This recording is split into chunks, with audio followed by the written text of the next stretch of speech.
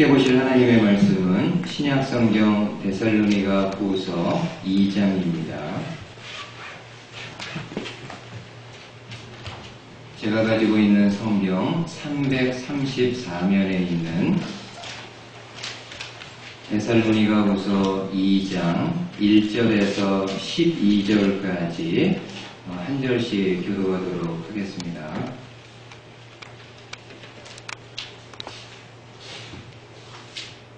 데살로니가 후서 2장 1절에서 12절 말씀, 제가 먼저 1절 봉독합니다.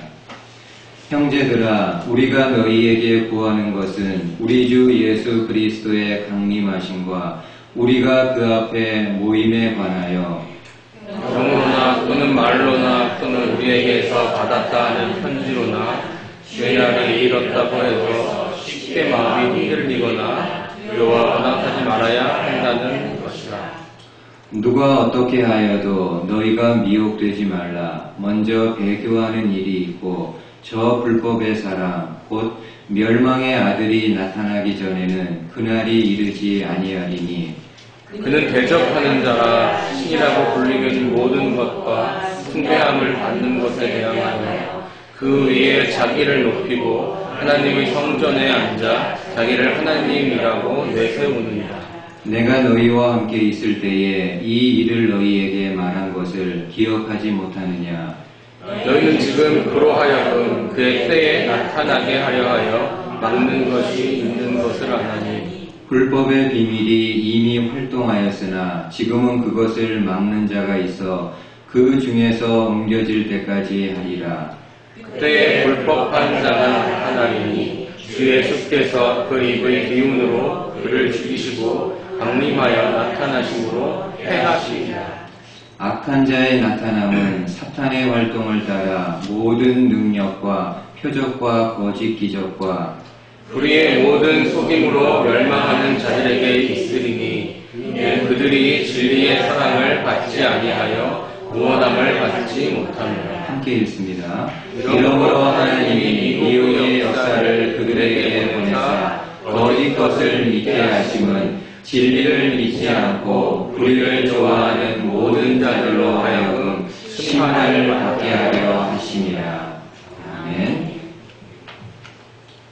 오늘도 함께 읽은 본문의 말씀을 가지고 하나님이 주신 영적인 진리들 함께 나누도록 하겠습니다. 여러분들이 읽어보셔서 알지만은 참 읽으면서도 잘 이해가 안 되는 그런 부분입니다. 신학적으로도 성경에 많은 난해 구절들이 있는데 오늘 본문에 나오는 데살로니가후서 2장 1절에서 12절의 말씀이 가장 난해하고도 또 해석하기 어려운 말씀으로 알려져 있습니다. 그렇기 때문에 더더욱 저와 여러분들이 두렵고 떨리는 마음으로 그리고 조심스러운 마음으로 함께 이 말씀 좀 나누도록 하겠습니다.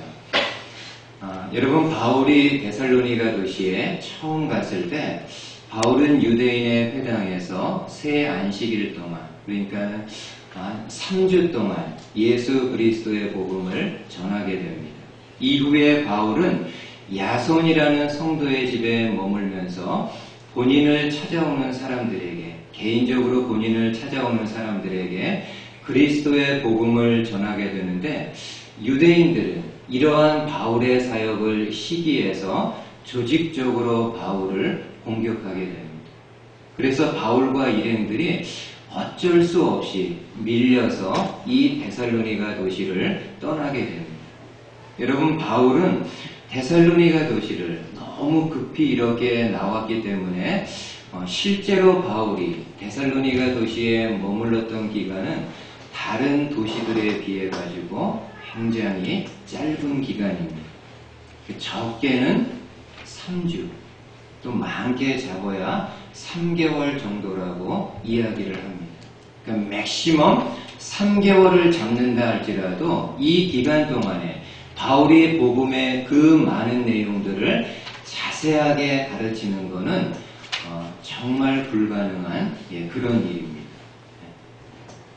아마도 바울은 데살로니가 성도들에게 복음의 가장 기본적인 내용들만을 개론적으로 전했을 수밖에 없었을 텐데 아마 그 중에는 예수님의 재림과 또 세상 종말에 대한 그런 부분도 있었을 것입니다.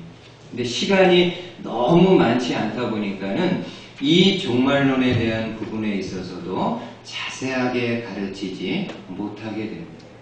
그래서 데살로니가 성도들 중에는 이 예수님의 재림과 세상 종말에 대해서 잘못된 생각을 갖는 성도들이 생겨나게 되었고, 이에 바울은 그들의 잘못된 생각을 바로잡기 위해서 한 통의 편지를 보내게 되는데 그 편지가 바로 데살로니가 전서입니다. 근데 안타깝게도 데살로니가 교회가 바울로부터 직접 이 편지를 받았는데도 교회 안에서 잘못된 종말론이 수그러들지 않자 다시금 바울이 한 통의 편지를 보내게 되는데 그것이 바로 데살로니가 후서입니다. 특별히 오늘 본문인 2장에서 바울은 종말론과 관련해서 대단히 중요한 한 부분을 이야기하고 있는데 몇 주에 걸쳐서 같이 함께 말씀을 좀 나누도록 하겠습니다. 오늘은 1절과 2절의 말씀만을 좀 서론적으로 함께 보도록 하겠습니다. 먼저 여러분 2장 1절을 한번 보십시오. 저희가 현대인의 성경으로 한번 좀 보도록 하겠습니다. 화면에 나와 있는 성경이 현대인의 성경인데 조금 이렇게 쉬울 것 같아서 현대인의 성경 좀 보도록 하겠습니다. 형제 여러분, 우리 주 예수 그리스도께서 다시 오시는 것과 우리가 그분 앞에 함께 모이는 것에 대하여 말하겠습니다. 여러분, 지금 바울은 데살로니가 성도들에게 두 가지 내용을 말하겠다고 하는데, 하나는 예수님의 재림에 대한 이야기고 다른 하나는 예수님의 재림 시 성도들이 예수님 앞에 다 모이는 문제에 대해서 말하겠다라고 말씀을 합니다. 여러분, 먼저 그 당시 데살로니가 교회에는 예수님의 재림에 대한 혼란이 있었습니다. 특별히 예수님의 재림 중에서도 예수님이 재림하는 시기에 대한 혼란이 있었습니다. 나중에도 우리가 보겠지만은 2절 말씀에 보면은 거짓 교사들이 데살로니가 성도들에게 와서 가르치기를 주의 날이 이미 임했다라고 가르치게 됩니다. 이에 데살로니가 성도들 중에는 그들의 가르침을 받아서 큰 혼란과 두려움 가운데 빠지는 그런 일들이 일어나게 됩니다. 여러분, 이 같은 일들은요, 지금도 여전히 이단들을 통해서 계속해서 일어나고 있습니다. 몇 년, 몇 월, 며칠, 몇 시에 세상의 종말이 올 것이라고 누군가가 어디에서 계시를 받았는지 어떤 근거를 가지고 말하는지는 모르겠지만은 그렇게 정확하게 몇 년, 몇 시까지 이야기하면서 세상 종말이 올 것을 이야기합니다. 모든 사람들이 따르는 것은 아니지만은 어찌 보면 황당한 이야기이고 아무런 근거가 없는 이야기임에도 적지 않은 사람들이 그 예언의 말씀을 참으로 받아가지고 사회적으로 여러 가지 부끄러운 일들을 일으켰던 모습들을 기억을 합니다. 제가 일일이 말씀드리지 않더라도 여러분들이 잘 알고 있는 내용들입니다. 여러분, 성경은 주님에 대해서 주님의 재림에 대해서 말씀하는데 다른 거는 모르지만요, 주님이 재림하는 시기에 대해서만큼은 정확하게 분명하게 못을 받고 있습니다. 지난번에도 여러분에게 데살로니가 전서하면서 말씀드렸지만은 한 번 더 확인하고 다지는 차원에서 여러분이 이 말씀 보시기 바랍니다. 마태복음 24장에서 예수님이 직접 이야기를 하십니다. 마태복음 24장 36절. 그러나 그날과 그때는 아무도 모르나니 하늘의 천사들도 모르고 아들도 모르고 오직 누구만 아신다고요? 하나님 아버지만 아시는 일이라. 그날과 그때는 우리 주님이 재림하면서 세상의 마지막을 고하는 종말을 고하는 그때를 이야기합니다. 근데 그 시기에 대해서는 하늘에 있는 그 하나님을 수종드는 천사들도 모르고 그 하나님과 같은 하나님이면서 가장 지근거리에서 함께 있는 아들 되시는 예수님도 모르고 오직 하나님만 아시는 일이라고 이야기합니다. 여러분 상식적으로 생각해 보십시오. 아들 되시는 예수님에게도 알려주지 않는 부분인데 인간인 누구에게 하나님께서 계시하고 알려주시겠습니까? 상식적으로 생각을 해보십시오. 천사들은 좀 그렇다 치고 아들 되는 예수님에게까지 그 때와 그 시는 알려주지 않는데 감히 어느 누구에게 아무리 영역이 있고 영감이 있는 사람이라 할지라도 어느 누구에게 하나님이 그것을 이야기해 주시겠습니까? 그렇게 말하는 사람들은요 하나님으로부터 받은 것이 아닙니다. 그러면서 예수님은 사도행전 1장에서 이렇게 말씀합니다. 이르시되 때와 시기는 아버지께서 자기의 권한에 두셨으니 너희가 알 바 아니요. 주님의 재림이 언제일지 너희가 알 바 아니다라는 말에는 어떤 뉘앙스가 깔려 있습니까? 주님이 재림하는 시기와 때에 대해서 관심을 갖기보다는 하루하루 나에게 주어진 삶이 있는데 그 삶을 성실하게 믿음에 따라서 살아가는 것이 중요하다라는 의미를 담고 있습니다. 그렇게 살아가면은요, 주님이 재림하시는 때는 아무런 문제가 되지 않는다. 지금 임하셔도 no problem. 내일 임하셔도 no problem. 10년 후, 100년 후 임하실 거라도 no problem. 왜냐하면은 내가 하루하루 살아가면서 부족하지만 온전하고 완전하지는 않다 할지라도 주님을 향한 믿음을 가지고 있고 주님을 사랑하고 주의 말씀을 경외하는 마음을 가지고 그 말씀에 따라서 살아가려고 하루하루 그렇게 살아간다고 한다면은 언제 주님의 날이 임하는지는 우리에게 아무런 문제가 되지 않는다라는 거예요. 여러분 맞지 않습니까? 그러기에 여러분 혹시 어느 누가 혹은 어디에서 주의 날이 임했다고 우리 주님이 이미 임했다라고 이야기하고 떠들더라도 절대 여러분들이 귀 기울이실 필요가 없습니다. 언제 주님이 임할 것이니까는 너희들의 모든 삶을 내려놓고 이곳에 와서 함께 예배하고 기도함으로 그날을 준비하자라고 아무리 여러분들을 논리적으로 현혹하고 미혹한다 할지라도 결코 그 이야기에 귀를 기울이실 필요 없습니다. 주님의 말씀대로 주어진 하루하루 부족하지만 내 믿음의 밭을 일구며 그 믿음의 길을 따라 살아가게 될 때 주님의 날은 언제 오든지 웰컴, 언제 오든지 아무 상관없습니다. 이런 믿음 함께 가질 수 있는 저와 여러분들 되실 수 있기를 주님의 말씀으로 축복을 드리겠습니다. 그리고 바울은 우리 주님이 재림하실 때 모든 성도들은 다 예수님 앞에 모일 것에 대해서 말씀을 합니다.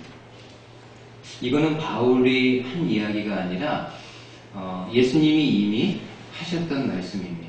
마태복음 24장에서 예수님은 이 같은 내용을 미리 말씀하셨는데 마태복음 24장은 세상 종말에 있을 징조들에 대한 예수님의 말씀입니다. 그 중에 하나 보시죠. 30절과 31절.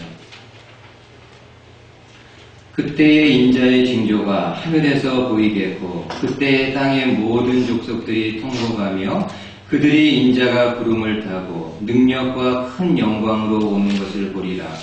그가 큰 나팔 소리와 함께 천사들을 보내리니 그들이 그의 택하신 자들을 하늘 이 끝에서 저 끝까지 사방에서 모으리라. 여러분, 예수님이 재림하실 때요, 천사들은 그 택하신 자들을 하늘 이 끝에서 하늘 저 끝까지 사방에서 모을 것이라고 말씀을 합니다. 이 날은, 주님이 재림하시는 날은 성도들에게는 너무나도 기쁜 날이고 너무나도 영광스러운 날입니다. 왜냐하면 주님이 재림하시는 날에는 우리의 구원이 완성되는 날이고 그토록 보기를 사모하던 주님을 만날 수 있는 날이기 때문입니다. 주님이 재림하는 날에는 이 땅에 있는 사단의 모든 세력은 완전히 멸망을 당하고 그 결과 성도는 완성된 구원의 모습을 가지고 영광 중에 그 주님을 만나게 됩니다. 여러분, 이처럼 주님이 재림하시는 날은 성도들에게는요, 영광의 날이고 기쁨의 날이지만은 예수님을 믿지 않는 사람들에게는 돌이킬 수 없는 가장 큰 슬픔의 날입니다. 믿는 저와 여러분들에게는 가장 큰 영광의 날이 되지만은 믿지 않았던 사람들에게는 땅을 치며 통곡할 수밖에 없는, 돌이킬 수 없는 그런 큰 슬픔의 날입니다. 왜냐하면 그들에게는 no more chance, 더 이상의 기회가 없습니다. 더 이상의 그 그리스도를, 예수님을 그리스도라고 믿을 수 있는 기회가 없습니다. 이 땅에 살고 있을 때 하나님은 수많은 선지자들, 수많은 그 사역자들을 통해서 예수가 그리스도임을 전하며 믿도록 권유했지만, 그럼에도 믿지 아니하다가 주의 재림을 맞이하게 되면은 더 이상의 찬스가 없습니다. 그러나 믿는 저와 여러분들에게는 너무나도 영광스러운 그런 날입니다. 내 구원이, 이 땅 살아가는 동안에는 내 구원이 온전하고 완전한 구원이 못 되었지만은 주님 재림하시는 날에는 모든 사단의 세력이 멸망당하게 되기 때문에 내 구원이 완성된 모습을 가지고 그 주님을 만나게 됩니다. 근데 여러분, 한번 생각해 보십시오. 안 믿는 분들은 뭐 이제 그렇다고 치고요. 내가 정말 예수님을 믿고 있는가? 그냥 이렇게 흔히 성도들이라고 이야기하고 교인이라고 이야기하고 교회를 출입하는 사람이라고 이야기를 하는데, 과연 내가 주님이 재림하실 때 기쁨과 영광으로 그 주님을 만날 수 있을까? 목회자인 저도 마찬가지고요. 성도들이 이런 오해를 할 수 있습니다. 교회를 다니고 세례를 받고 그러면은 구원받은 거 아니냐고. 이렇게 예배 시간에 나와서 예배하고 또 때가 되었을 때 세례까지 받고 했으면은 내가 진짜 구원받은 거 아니냐고. 그렇게 생각할 수 있습니다. 근데 여러분, 한번 조금 더 진지하게 생각해 보십시오.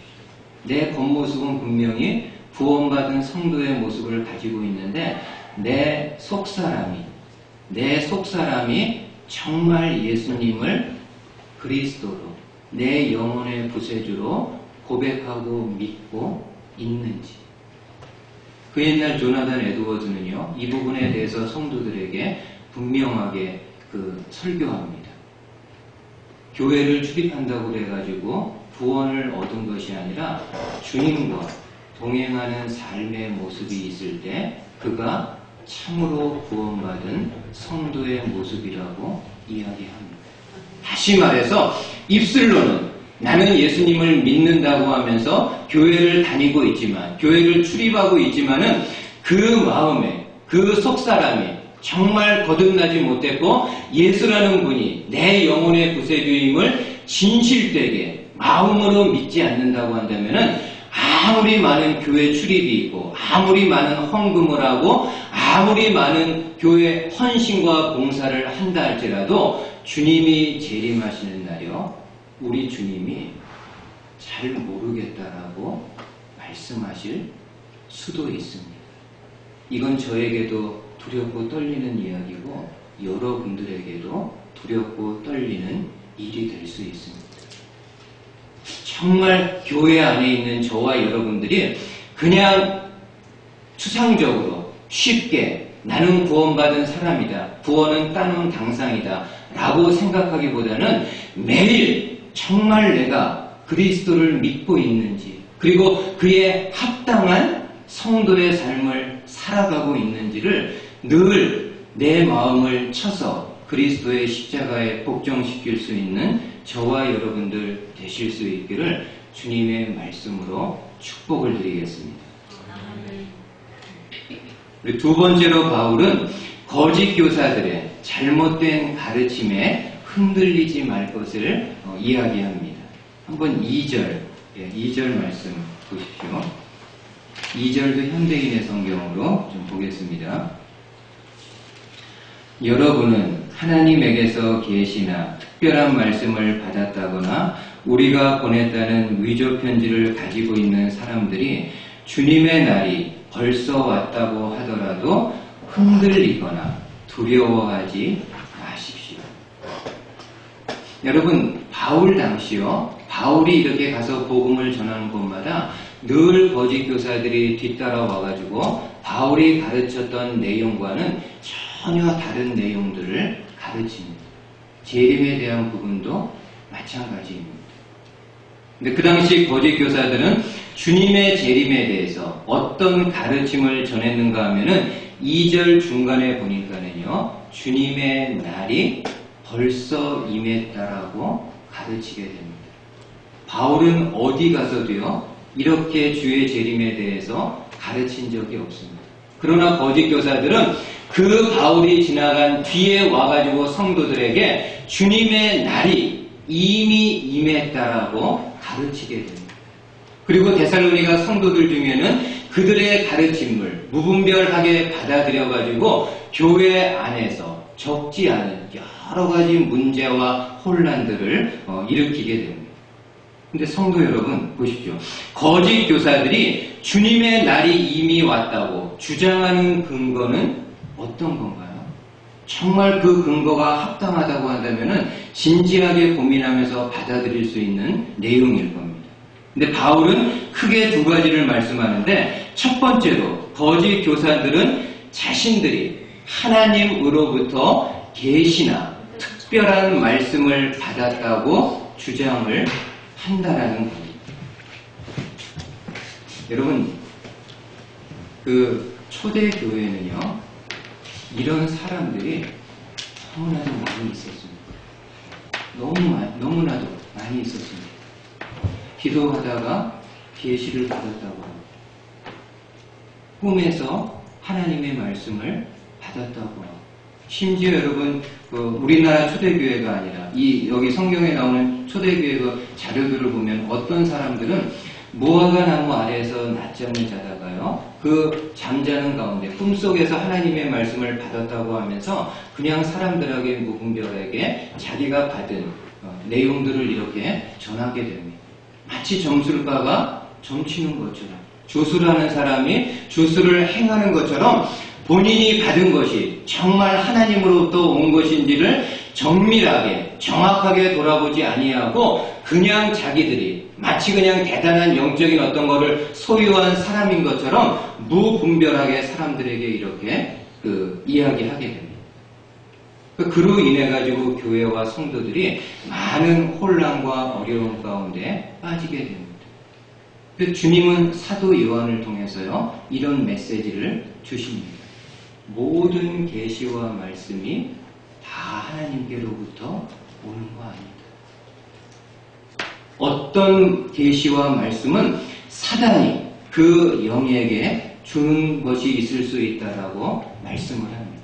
그러기에 교회와 성도들은 어떤 말씀이 주어지게 될 때 때 그냥 무분별하게 그 말씀을 받을 것이 아니라 정말 이 사람이 하는 말의 기원이 이 사람이 하는 말의 그 출처가 하나님으로부터 온 것인지에 대해서 정밀하게 생각해야 된다라고 말씀을 합니다.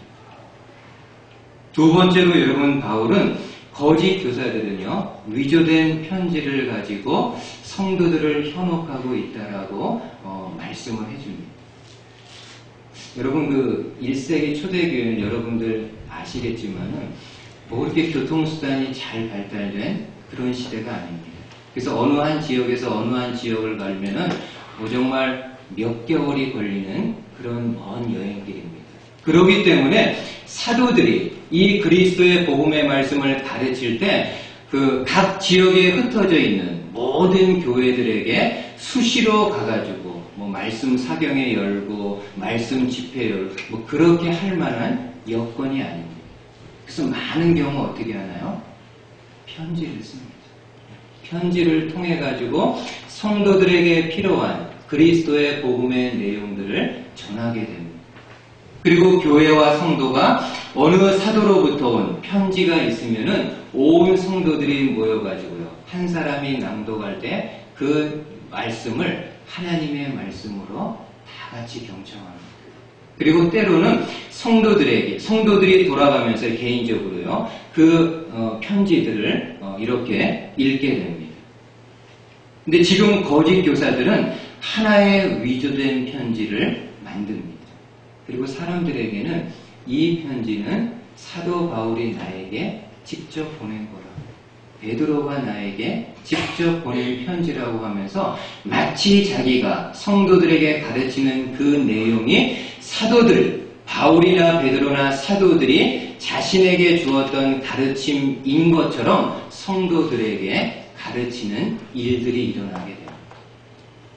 그래서 이런 일들이 너무 많다 보니까는요, 여러분, 바울이 신약성경 서신서 대부분이 바울이 쓴 거 아닙니까? 바울은 본인이 쓴 편지 말미에다가요, 이 편지는 내가 직접 쓴 편지라는 것을 확인시켜 줍니다. 요즘 말로 하면 사인을 하는 거죠.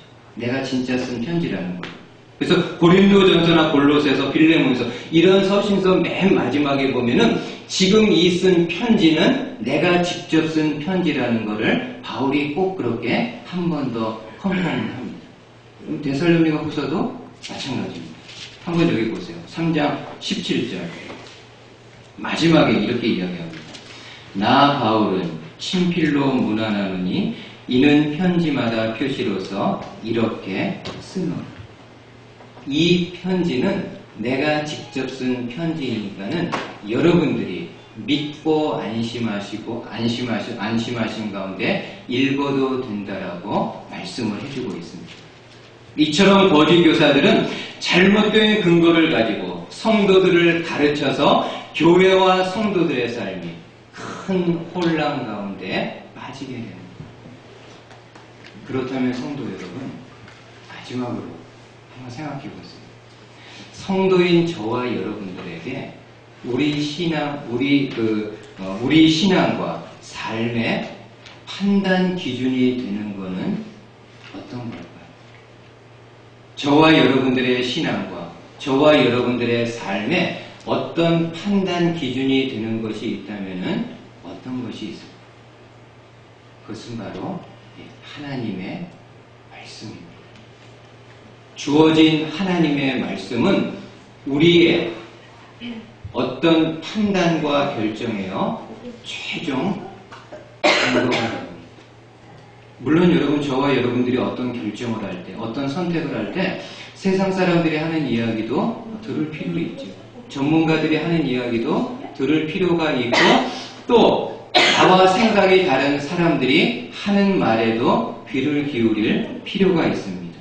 그러나 우리가 최종 판단을 해서 어떤 결정을 하게 될 때 최후의 판단 기준은 하나님의 말씀임을 저와 여러분들이 기억하셔야 됩니다. 이 문제에 대해서, 이 상황에 대해서 다른 사람들은 여러 이렇게 이야기하고 있는데 과연 성경은 우리에게 뭐라고 말씀합니까?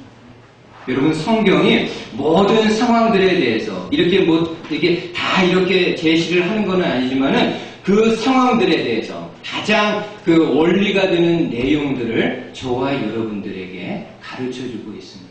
그렇기 때문에 우리가 어떤 판단, 우리가 어떤 결정을 하게 될 때 많은 사람들의 이야기를 참조해야 되지만 최종적으로 저와 여러분들이 판단의 근거가 되는 것은 하나님의 말씀입니다.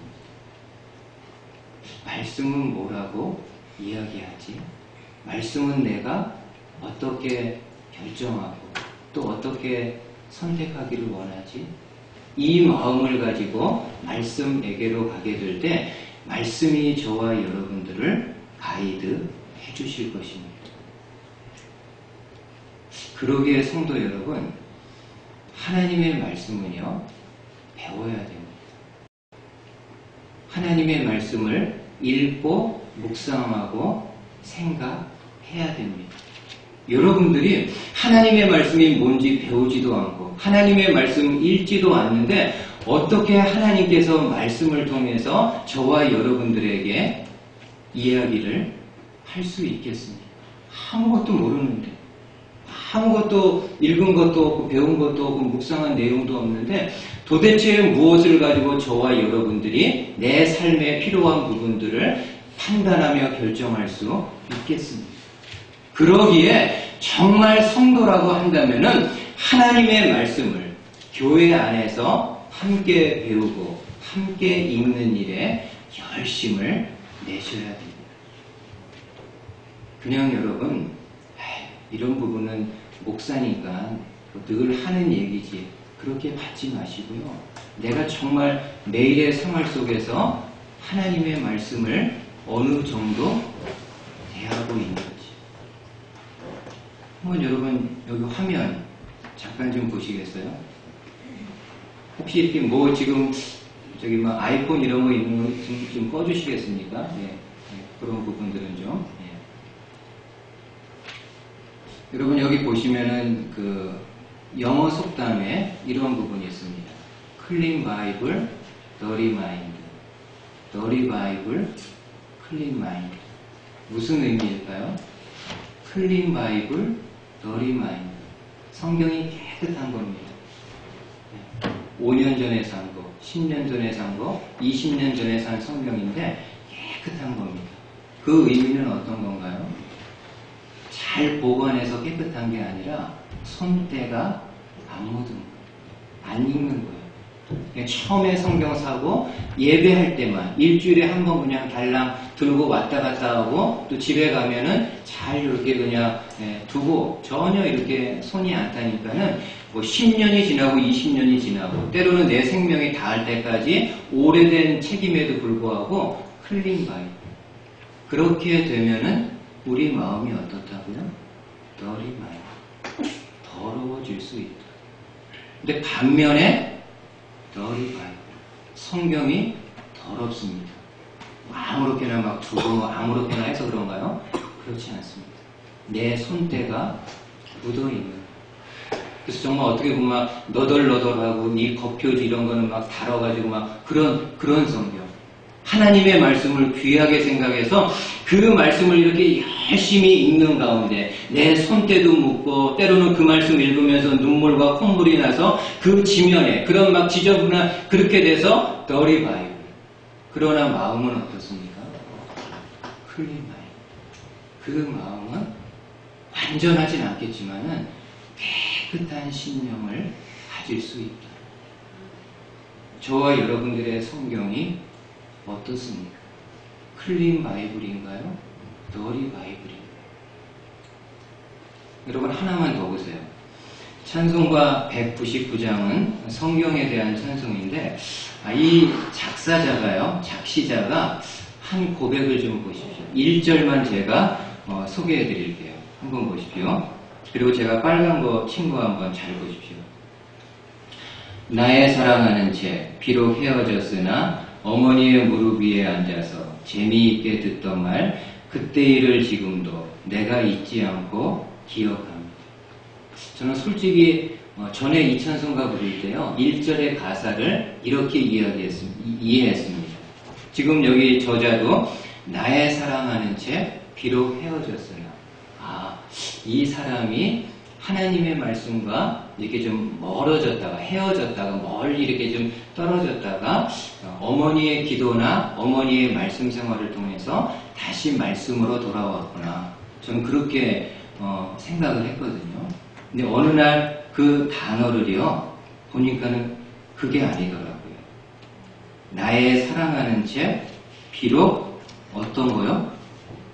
이게 separate, 그런 것이 아니라 헤어졌으나, 하도 많이 보고 하도 많이 만져가지고요, 달아 없어진 것을 이야기합니다. 이 199장의 작시자는요, 하나님의 말씀을 얼마나 사랑하고 얼마나 그 말씀을 읽었던지, 이 겉표지가 이렇게 하도 막 갖고 다니고 읽고 막 이렇게 해가지고 헤어졌다라고 그렇게 이야기합니다. 여러분, 옷 오래 입으면 어떻게 되나요? 헤어지잖아요. 너덜너덜해지잖아요. 아마 199장 찬송가 작시자의 성경이 그렇게 너덜너덜한 그런 성경이 되었을 것입니다. 그러나 분명히 그의 마음은요, 흘린 마음, 깨끗한 심령이 되었을 것입니다. 오늘 저와 여러분들이 좀 이런 목사, 이런 성도님들 꼭 되실 수 있기를 주님의 말씀으로 부탁하고 축복을 드리겠습니다. 아멘. 한번 여러분 눈을 좀 감아보십시오. 그리고 오늘 나누었던 말씀 같이 한번 생각하면서 좀 짧지만은 함께 좀 묵상으로 기도하는 시간 갖도록 하겠습니다. 과연 저와 여러분들이 예수님의 재림에 대한 바른 지식을 가지고 있는지, 또 주님이 재림하시는 것에 대한 소망을 가지고 살아가고 있는지, 이 땅 내가 살면서 예수님에 대한 확고하고도 분명한 믿음이 있어서 주님이 재림하실 때 그 주님을 기쁘게 내가 과연 만날 수 있는 성도인지, 한번 여러분 속 사람에게 자문을 한번 해보십시오. 내가 정말 거듭난 사람이니? 라고 한번 여러분들이 진지하게 한번 자문을 해보십시오. 그리고 하나님은 우리에게 우리가 살아가면서 우리 신앙과 삶의 판단과 결정할 수 있는 삶의 신앙의 근거를 주셨는데 바로 성경입니다. 내가 이 성경 어느 정도로 접하고 있는지, 정말 일주일에 그냥 한 번 딱 들고 왔다 갔다 하는 그런 신앙이라고 한다면은 이 시간 하나님 앞에 회개하면서, 하나님, 이 성경이 가죽으로 된 성경이 너덜너덜하게 되지는 못할지언정 그래도 내 평생에 내 손때가 조금이라도 더 묻을 수 있는 그런 말씀 사랑의 마음을 주십시오. 라고 같이 한번 좀 기도하는 시간 갖도록 하겠습니다.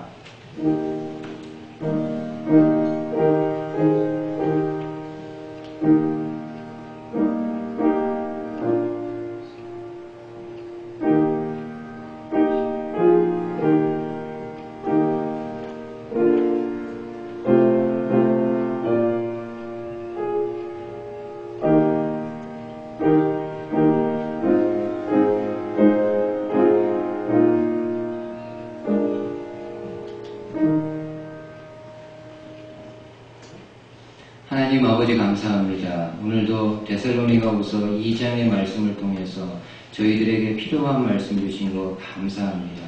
한 귀로 듣고 한 귀로 흘려버리지 말고 하나님의 음성임을 저희들이 믿음으로 수납할 수 있도록, 받아들일 수 있도록 축복해 주시옵소서. 그래서 이 말씀을 통해서 다시금 우리의 삶의 자리, 믿음의 자리에서 말씀을 중심으로 딛고 일어날 수 있는 모든 성도님들 될 수 있도록 축복해 주시옵소서.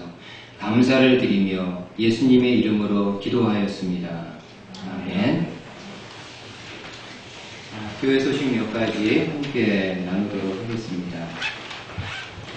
이번 주 목요일에는 여자들 모임인 에스더 모임이 있습니다. 시간 기억하셔서 같이 또 주원해서 좋은 시간 갖기를 소원합니다. 원래 오늘 위원장 모임을 하려고 했는데 한 주 좀 연기해서요. 다음 주에 위원장 모임 갖도록 하겠습니다. 오늘 점심 식사는 지난주에 말씀드린 것처럼 오늘 식사 당번 되시는 분들이 좀 특별히 밖에서 지금 성도님들 식사 대접을 하게 됩니다. 그래서 좀 이동하는 게 약간 번거롭기는 하지만은 그래도 여러분들이 사랑으로 같이 이렇게 참석해 주셔서 또 성도의 좋은 교제, 또 식사하는 곳에서 나누는 시간 되시기를 바라겠습니다.